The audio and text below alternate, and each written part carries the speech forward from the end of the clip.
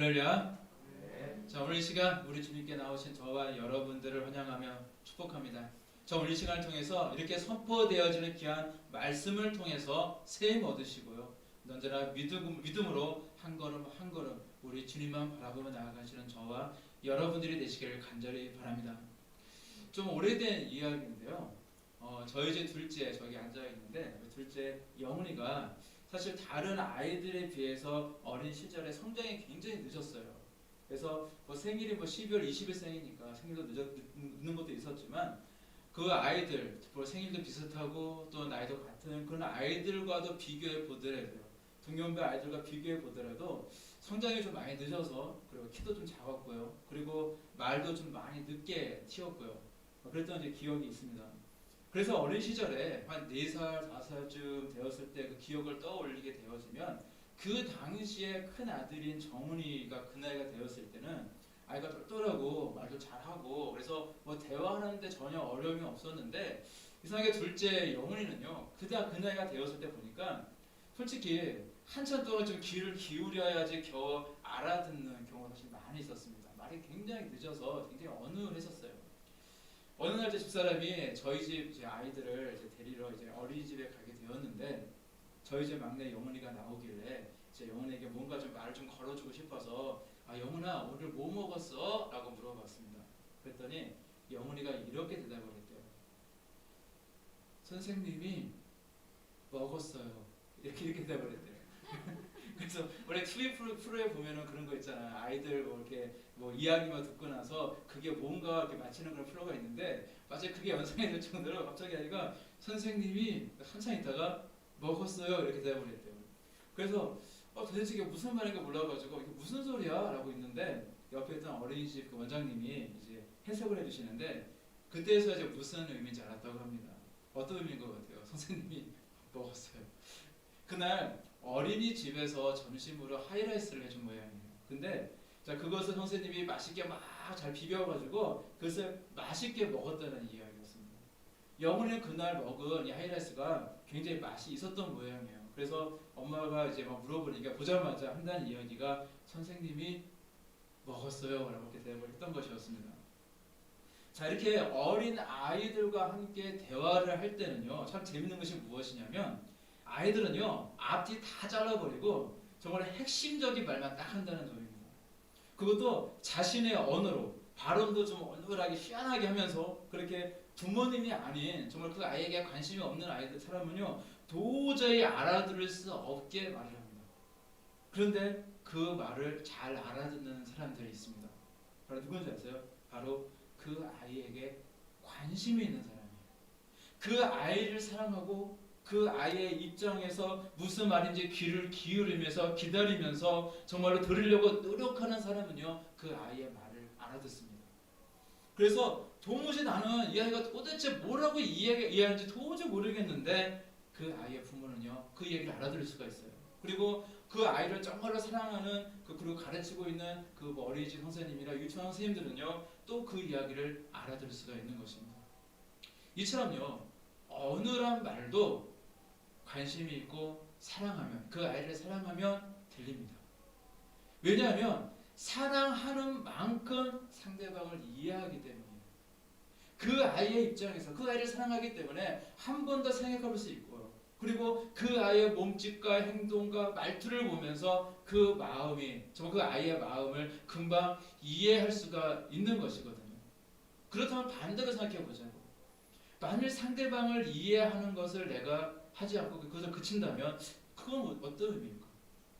사랑하는 것만큼 상대방을 이해한다고 했는데 내가 더 이상 상대방을 이해하지 않으려고 한다면 그건 무슨 의미일까요? 그만큼 더 이상 그 사람에 대한 관심이 없다는 의미입니다. 그리고 상대방을 정말 이해하기를 좀 그쳤다는 것은 더 이상 상대를 사랑하지 않는다라는 것을 또 의미하는 것이죠. 이처럼 상대를 이해하지 못하는 것은요 그 사람에 대한 어떤 정보가 부족하고 그 사람에 대한 어떤 지식이 부족해서가 아니라 사실은 그 사람에 대한 사랑과 관심이 부족해서라는 것입니다. 자 이것은요 어린 아이를 향한 그런 우리가 어른들이 대하는 그런 모습만이 아닐 거예요. 바로 우리 교회 안에서도, 특히 우리 도립교회 안에서도 성도들 간의 모습도 바로 이와 같다라는 사실입니다. 만약요, 우리 교회는 그렇지 않지만 만약에 사랑이 없는 교회, 사랑이 없는 성도들이 있다면요, 그들은요 상대방의 말에 귀를 기울이지 않습니다. 듣지 않아요. 계속 내 얘기만 합니다. 내 주장만 펼쳐요. 그리고 절대적으로 다른 사람 성도의 형편을 생각하지 않고 그저 내 이익만을 추구하고 있는, 내 이익만을 챙기고 있는 것이 바로 사랑이 없는 교회, 사랑이 없는 성도들의 모습이라는 것입니다. 그런데 아쉽게도요, 이런 교회들이 사실 많이 있다는 사실이에요. 그러나 사랑하면 다릅니다. 우리 예수님이 우리 각자 한 사람 한 사람을 사랑하셨던 것처럼 말입니다. 그래서 우리 인간의 모습으로 이 땅에 오셨고요. 그리고 우리가 살아가는 모습처럼 똑같이 이 땅에서 태어나셨고 똑같이 이 땅에 살아가셨고 또 우리를 위해서 죽기까지 사랑하셨던 것처럼 우리 성도들 한 사람 한 사람이 그렇게 우리가 서로 사랑한다면 상대의 아픔이요, 다른 성도의 아픔이 내 아픔이 될 수 있고요, 다른 성도의 눈물이 내 눈물이 되어질 수가 있습니다. 그리고 다른 성도의 기쁨이 또한 나의 기쁨이 되어질 수가 있는 줄로 믿습니다. 그래서 우리는요, 서로를 위해서 중보기도 할 수 있고 서로를 위해 줄 수도 있고 서로를 위해서 정말로 우리가 아낌없는 희생도 할 수가 있는 것입니다. 자, 그리고 여기서도 한 가지 아주 중요한 사실을 깨닫게 되어집니다. 뭐냐면 바로 우리가 속으로 웅얼웅얼 거리는 것까지도 어린아이가 정말로 무슨 말인지 모르겠는데 이렇게 서로 이렇게 웅얼웅얼 거리는 그런 모습처럼 그렇게 웅얼웅얼 거리는 것까지도 우리 아버지 하나님은요 알고 계시다는 사실입니다.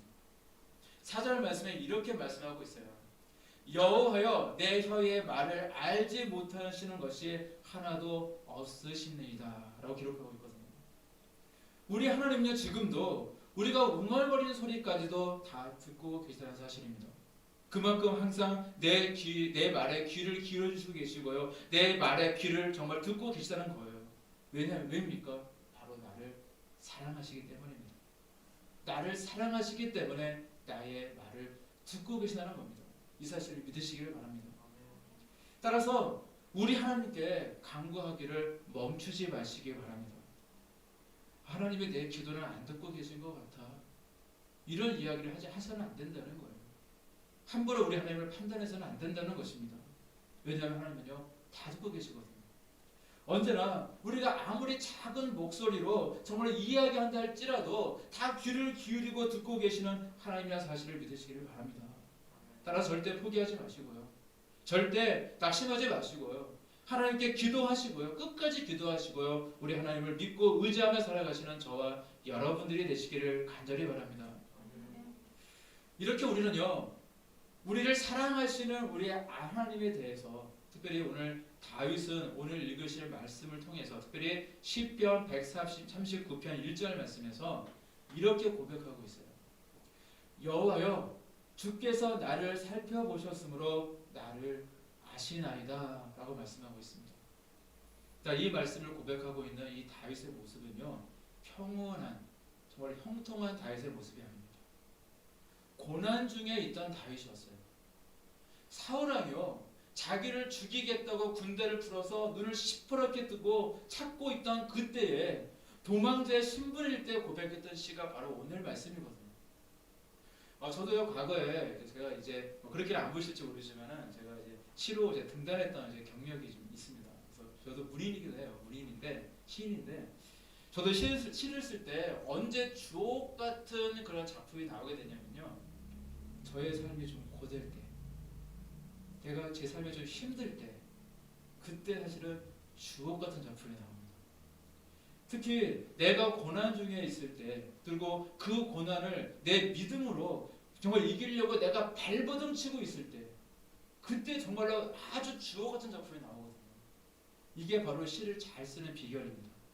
고난 중에 있을 때 우리 시를 잘 쓸 수가 있어요. 근데 고난에 있다고 시를 잘 쓰는 건 아니라 고난 중에 있을 때 그 고난을 이겨보려고 믿음으로 정말 그것을 이기려고 내가 발버둥 치고 있을 때 나의 어떤 신앙 고백, 나의 어떤 그런 고백들이 그 시 속에 표현되게 되어집니다. 그래서 아주 주옥 같은 작품이 나오게 되어져요. 근데 우리 다윗이요, 이렇게 주옥 같은 작품을 써서 오늘 이렇게 오늘날까지 우리에게 은혜를 끼치는 이유가 바로 여기에 있다는 겁니다. 사실 다윗은요, 그를 죽이려고 했던 사울에게 잘못한 것이 사실 하나도 없었어요. 잘못한 것이 없었습니다. 그는요, 나라를 위해서 누구보다 열심히 싸웠을 뿐이에요. 그리고 그때마다 도우시는 하나님의 은혜를 통해서 늘 승전보를 알렸을 뿐입니다.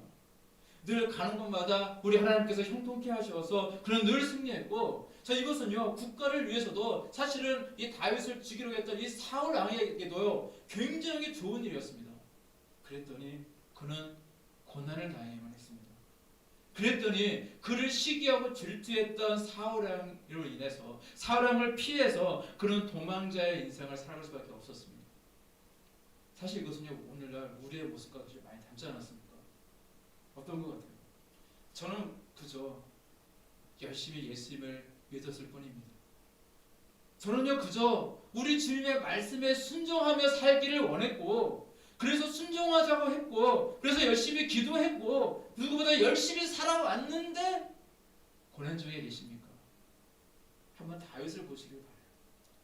다윗은요, 고난을 이기고자 했고, 이 고난 중에 더욱더 하나님을 바라보자 발버둥치다 보니까 그들은요, 하나님을 향한 이런 주옥 같은 믿음의 고백을 했던 거거든요. 이것이 바로 수많은 시편의 글들이고요, 그 시는 오늘날 우리 가슴을 울리는 뜨거운 믿음의 고백이 되어지고 있는 것입니다. 이처럼 고난이 깊어질수록 더욱 하나님만 바라보고자 애썼던 이 다윗의 믿음은요, 결국에는 하나님의 약속처럼 위대한 다윗 왕이 될 수 있게 했던 것입니다. 따라서 우리도요, 이 다윗의 모습을 본받아야 합니다. 어떤 순간에도 절대 포기하지 마시고요, 끝까지 하나님만을 바라보시고 하나님의 도우심을 구하며 늘 믿음으로 나아가야 될 줄로 믿습니다. 그러면 반드시 우리 하나님은 우리에게 언약해 주셨던 그 언약의 말씀을 반드시 성취하시고 이루어 주실 줄로 믿습니다. 오늘 읽으신 시편 139편 1절 말씀에서 우리는 두 개의 단어를 좀 관심 있게 봐야 돼요. 다시 읽어드린다면, 여호와여 주께서 나를 살펴보셨으므로 나를 아시나이다 라는 말씀인데, 여기서 특별히 살펴보셨다라는 단어를 보게 되어지면, 이 살펴보셨다라는 이 말은요, 히브리 원어를 보게 되어지면 하카르타니라는 단어를 쓰고 있어요. 이게 뭐냐면 찾으셨다라는 겁니다. 찾으셨다. 자, 그래서 본문이 이 주께서 나를 살펴보셨으므로라는 이 말을요, 직역을 하게 되어지면 주께서 나를 찾으셨다라는 말을 우리가 이렇게 이야기할 수가 있어요. 근데 여기서 찾으셨다는 의미가 어떤 의미냐면요, 원래 그 땅 밑에 그 물줄기가 흐르잖아요. 물이 흐르고, 그리고 세계 이제 무슨 보화도 있고 뭐 금속도 있고 그러는데, 마치 그런 물줄기를 찾기 위해서, 그런 어떤 금속을 찾기 위해서 땅을 깊이 파거나 그걸 뚫는 것을 가리켜서 그때 찾는다라는, 여기서 말하는 이 찾는다, 그 하카르탄이라는 단어를 사용한다고 합니다. 다시 말해서 우리 하나님께서는요, 땅을 깊이 파내면서 그 사이 깊이 있는 맑은 물줄기를 찾아내는 것처럼, 또는 땅을 깊이 파서 그 안에 있는 광물, 그 귀한 광물들을 찾아내는 것처럼 그렇게 힘들게 그리고 정성껏 저와 여러분들을 찾고 계시다라는 그런 말씀입니다. 그게 바로 오늘 하나님이 저와 여러분들을 살펴보시는 그런 방법인 겁니다. 자, 그리고 살펴보다라는 표현을 또 다른 뜻도 있는데, 뭐냐면 그것은 지대한 관심을 갖고요, 연구하는 것을 의미해요.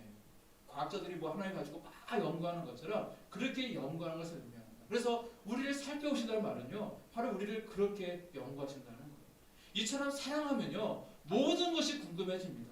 그래서 지금도 우리 하나님은 저와 여러분들에게 정말 지대한 관심을 가지고 마치 연구하는 모습처럼 우리를 알고자 애쓰시고 살펴보신다는 사실을 늘 믿으시기를 바랍니다. 자, 그리고요, 또 하나 단어가 있는데, 그 단어가 뭐냐? 아시나이다라는 단어예요. 아시나이다. 자, 하나님은 나를 아신다라고 할 때, 우리가 이 아신다라는 단어를 이제 히브리를 보게 되었으면요, 그 야다라는 단어를 써요. 야다라는 단어를 쓰게 되었는데, 이 야다라는 단어가요, 성경 말씀 중에 제일 처음 기록된 말씀이 있어요. 야다라는 단어가 쓴 단어가 처음 어디 기록이 되어 있냐면 창세기 4장 1절 말씀에 기록이 되어 있습니다. 아담이 그 안에 하와와 동침함에라는 단어에 동침함에라는 단어가 야다라는 단어입니다. 그러니까 야다는요 어떤 뭐 추상적인 그리고 뭔가 관념적인 머릿속만 생각하는 그런 안다는 그런 의미가 아니에요. 바로 체험적인 지식을 이야기하고 있습니다. 그러니까 남편이 아내를 안다, 남자가 여자를 안다, 뭐 그런 식으로 뭐 그렇게 그 사람이 뭐 이름이 뭐고 뭐 어디서 살고 뭐 그 사람의 키가 얼마이고 몸무게가 얼마가 되고 학력이 어떻게 되고 이런 것을 아는 것이 아니라 그 사람을 직접 만나서 직접 살을 맞대면서 살아가면서 그 사람을 경험하면서 그렇게 알게 되는 것을 의미하는 것입니다. 그것이 안다는 의미예요. 이처럼 하나님이 나를 아신다는 것은 그냥 옆에서 관찰해서 그저 겉모습만 알고 있는 그런 모습이 아니라 바로 나의 속사람까지 아니 나의 모든 것을 다 알고 계신다라는 의미인 것입니다. 시편 139편 1절 말씀 다시 읽어드릴게요. 여호와여 주께서 나를 살펴보셨으므로 나를 아시나이다. 그래서 이 시편 139편 1절 말씀을요 다시 표현한다면 이렇게 이야기할 수 있습니다. 우리 하나님은요 저와 여러분들을요 마치 땅속 깊은 곳에 있는 물줄기나 강물을 찾기 위해서 정말 힘들고 정성을 다해서 막 땅을 파면서 애쓰고 있는 바로 그런 모습처럼 그렇게 저와 여러분들에 대해서 지대한 관심을 갖고 계시고요. 그리고 그렇게 애쓰고 살펴보시기 때문에 저와 여러분들을 누구보다도 잘 아신다는 거예요. 그것은요 얼마나 잘 알고 계시냐면 내가 내 자신을 아는 것보다도 더 잘 알고 계시다는 사실입니다. 그만큼 나에게 대한 지대한 관심을 가지고 계시고 나를 너무나 잘 알고 계신 우리 하나님이 바로 저와 여러분들에게 찾아오신다는 것입니다. 그리고 내게 찾아오셔서 나에게 격려해 주시고 위로해 주시고 힘 주시고 때로는 야단도 치시면서 하나님께서는 나와 인격적인 교제를 하길 원하시고요. 또한 하나님이 원하시는 모습으로 그릇으로 만들고 계신다는 사실을 여러분들 믿으시기를 바랍니다. 그러니 우리는 하나님을 의지해야 되지 않겠습니까? 나를 나보다 더 잘 알고 계시는데 우리 하나님께 우리의 인생을 맡겨드려야 되지 않겠습니까? 늘 우리 하나님을 의지하시고요. 우리 하나님께 다 맡기시고요. 늘 우리 하나님만을 바라보며 살아가시는 저와 여러분들이 되시기를 간절히 바랍니다. 요한계시록 3장 20절 말씀이 아주 유명한 말씀입니다. 볼지어다 내가 문 밖에 서서 두드리노니 누구든지 내 음성을 듣고 문을 열면 내가 그에게로 들어가 그와 더불어 먹고 그는 나와 더불어 먹으리라 라는 그 말씀을 다 기억하실 거예요. 우리 하나님께서 이렇게 찾아오실 때 그 음성에 귀를 기울이기 바랍니다. 우리를 너무나 사랑하셔서 궁금해하셔서 정말 어쩔 줄 몰라 하신 분이 우리 하나님이신데 그 하나님과 대화도 많이 하시고요. 정말 하나님과 교제하며 사시길 바랍니다. 오늘 이 시간에도 우리 마음 밭에서 우리 마음 그 문 밖에서 우리 문을 막 두들고 계시잖아요. 바로 우리 주님께 우리가 우리의 문을 활짝 열고 나아가야 될 줄로 믿습니다. 우리 하나님께 나아가 기도해야 되고요. 그래서 우리는 예배 드려야 되고요. 그래서 우리는 하나님께서 말씀하실 때에 그 말씀에 순종하며 우리 하나님께서 기뻐하시는 삶을 살아가시는 저와 여러분들 되시기를 간절히 바랍니다. 우리는요 탕자에 대한 이야기를 잘 압니다. 아마 탕자의 이야기는 아마 수백 번 들으셨을 거예요. 자, 탕자가 아버지에게 말합니다. 아버지, 나의 분깃을 주십시오. 내가 앞으로 아버지 돌아가시면 아버지가 죽게 되면 받을 유산이 있잖아요. 미뤄주십시오. 이야기를 해요. 근데 아버지는 아시거든요. 야, 얘가 이제 먼 타국으로 가겠구나. 이제 먼 타국으로 이제 떠나면서 아버지에게 이제 아들에게 인사를 합니다. 그때 아버지는 다 아세요. 너는 다 망하고 나중에 빈털터리가 되어서 집에 돌아올 수밖에 없겠구나. 다 아십니다. 자, 그런데 이렇게 아들이 집을 나가는 이후에도요 한 번도 불을 끄거나 대문을 닫지 않으시고 아버지는 기다리십니다. 그리고 훗날 아들이 정말로 빈털터리가 되어서 돌아오자 오히려 큰 잔치를 이제 베풀어 주십니다. 죽었던 아들이 다시 돌아왔다. 살아서 돌아왔다. 아버지는 기뻐하시면서 크게 기뻐하며 잔치를 열어주십니다. 자, 탕자가요 집을 나갈 때부터 아버지를 알고 계셨어요. 형편없는 모습으로 다 망해서 다시 돌아올 거라는 사실을 알고 계셨습니다. 그래서 기다리신 겁니다. 마치 이와 같이 우리는요 몰라서 하나님께서 나를 모르기 때문에 그렇기 때문에 버릇의 존재가 절대 아니라는 사실입니다. 내 실패, 내 질병, 내 고통, 내 역경, 이건 하나님께서 나를 모르시기 때문에 생겨진 일이 아니라는 겁니다. 우리 하나님은요 다 알고 계시다는 사실입니다. 그래서 우리는요 하나님께 나의 모든 인생을 다 맡겨 드려야 되는 거예요. 고난에는 사실 여러 가지 종류들이 있어요. 고난은 사실 탕자처럼 내가 자초해서 내가 아버지 하나님의 뜻에 불순종해서 맞지 않는 삶을 살아가서 생기는 경우들도 사실 많이 있거든요. 그런데 그럼에도 불구하고 여전히 나를 기다려주시고 내가 다시 하나님의 품으로 돌아오기를 원하시는 우리 아버지 하나님의 사실을 여러분들 믿으시기를 바랍니다. 따라서 혹시 여러분 힘이 드십니까? 어려움이 있습니까? 지금 뭐 마음에 속이 상해 있습니까? 그러면 탕자까지도 용서하시고 기다리시는 우리 하나님께 구하시길 바랍니다. 그러면 우리 하나님은요 이미 저와 여러분들 옆에 이미 와 계신 줄로 믿습니다. 오늘도 우리 하나님은요 언제나 나를 찾을까, 언제나 깨닫고 올까나 라고 하시면서 그렇게 문 밖에 서서 우리가 우리의 마음의 문을 열고 우리 하나님을 영접하기를 지금도 우리 하나님은 기다리고 계시다는 사실을 여러분들 늘 믿으시기를 바랍니다. 늘 우리 주님께 그렇게 여러분들 인생 모든 것을 다 맡기시고 늘 우리 주님과 동행하며 살아가시는 또한 저와 여러분이 되시기를 간절히 바랍니다.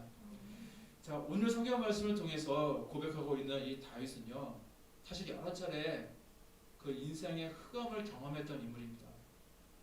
특히 사울 왕이 자신을 죽이려고 군대를 이끌고 이스라엘 땅을 여서 이잡듯이 샅샅이 뒤지면서 이제 포위방을 막 좁혀 들어오면서 그렇게 다윗을 죽이려고 쫓아오던 그 시절에 다윗은요 사울로부터 자신의 생명을 구제하기 위해서 그는 과거에 자신이 죽였던 이 골리앗, 그 원수잖아요. 원수의 땅인데 적군인데 그 골리앗이 살았던 그 골리앗의 고향이 가드까지 이제 도망갔던 일이 있습니다.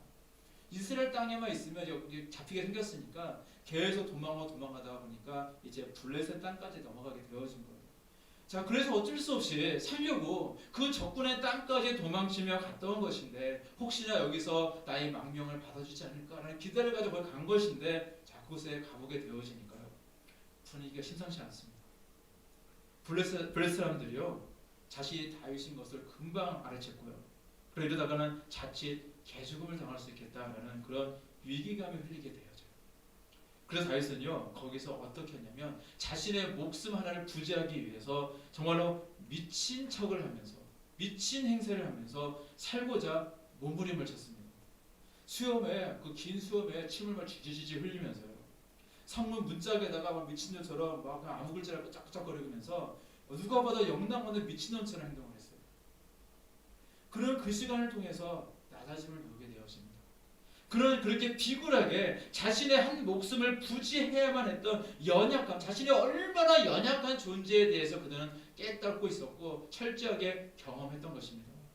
자, 그런데요 아주 놀라운 사실은 뭐냐, 이 음부의 자리, 그가 정말 낮아지고 비천해지는 그 자리에서도 우리 하나님은 함께 계셨다는 사실입니다. 성경은요 그러한 다윗에 대해서 그의 평생, 그 다윗의 삶에 대해서 뭐라고 고백하고 있는지 아십니까? 역대상 11장 9절 말씀이 바로 그것인데 만군의 여호와께서 함께 계시니 다윗이 점점 강성하여 가니라 라고 한 말씀을 기록하고 있습니다. 만군의 여호와께서 함께 하시니까 점점점 그가 강성해졌다는 거예요. 이것이 바로 하나님과 함께하는 사람의 특징입니다. 나는 지금 가장 비참하고 나는 지금 가장 나약하고 나는 가장 낮은 자리에서 비굴하게 살고 있는 것 같은데도 우리 하나님은요 그 시간을 통해서 그에게 낮아짐을 배우게 했고 겸손함을 배우게 하셔서 훗날 가장 역사상 가장 위대한 왕으로 만들어 주셨던 것입니다. 혹시요 현재 내가 마치 다윗처럼 더 미친 척할 수밖에 없는 정말 그런 다윗의 모습처럼 정말 낮아질 대로 낮아진 것 같은 그런 경험을 하시는 분이 계십니까? 그러나 지금도 우리 하나님은요 절대 나를 떠나지 않으셨고요 나를 살펴보고 계시고 나를 너무나도 잘 알고 계신다라는 그런 확신과 믿음을 가지시고 잘 이겨내시기를 바랍니다. 그리고 이 시간이야말로 우리 하나님이 나로 하여금 겸손을 배우게 하는 시간이고요. 나의 믿음을 단련하게 하시는 시간이라는 사실을 여러분 또한 믿으시길 바랍니다. 다윗과 함께 하실 하나님은요, 결국 다윗을 점점 강성하게 하셨던 것처럼 저와 여러분과 함께 하시는 우리 하나님은요, 결국 저와 여러분들을 점점 강성하게 하시는 놀라운 복의 주인공들이 되게 하실 줄로 믿습니다. 중요한 것은요, 바로 믿는 겁니다. 하나님을 믿어드리는 거예요. 그것이 가장 중요합니다. 세상 사람들이 뭐라고 하든 나의 환경이 뭐 좋든 나쁘든 중요한 것은요, 내가 이 자리에서 나를 알고 계신 우리 하나님을 믿어드리는 거예요. 그리고 나의 모든 인생을 하나님께 맡겨드리는 건 줄로 믿습니다.